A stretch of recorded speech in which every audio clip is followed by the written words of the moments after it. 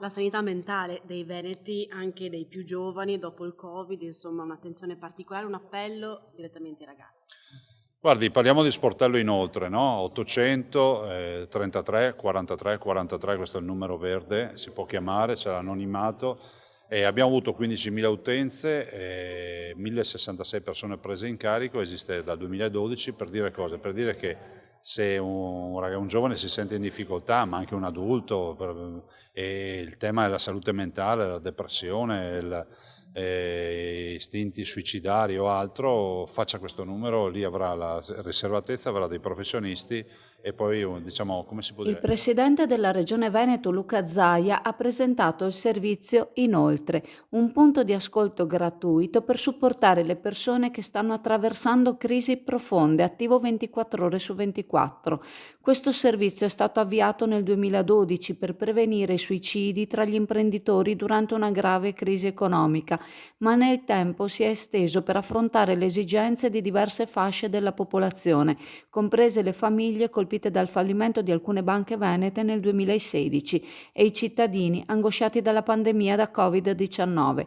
Inoltre il servizio fornisce supporto ad adulti e adolescenti che cercano risposte per affrontare le sfide della vita. Il presidente Zaia ha invitato apertamente i giovani a utilizzare il numero verde per la prevenzione del suicidio, sottolineando che 10 psicologi sono disponibili 7 giorni su 7 per ascoltarli, aiutarli e far loro capire che dopo i momenti difficili arriva sempre la serenità. Questo servizio ha adattato le sue attività nel corso degli anni per affrontare diverse emergenze sociali, contribuendo a creare un welfare di comunità. Il presidente Zaia ha evidenziato che inoltre ha assistito circa 15.000 persone e ha fornito percorsi dedicati a 1.066 utenti nel corso del tempo. L'assessore alla sanità Manuela Lanzarin ha sottolineato l'importanza di mettere in rete i servizi e garantire una presa in carico immediata per le persone in difficoltà, compresi gli adolescenti, le donne vittime di violenza e i cittadini in crisi. Si prevede anche l'avvio di una campagna di informazione per promuovere il servizio e la salute mentale. Al Befed potete gustare il delizioso panino burger con galletto da 150 grammi, accompagnato da fresca rucola, gustosa e saporita cipolla, crispy e formaggio con salsa peppers smoke. Il tutto a soli 13 euro fino al 3 ottobre.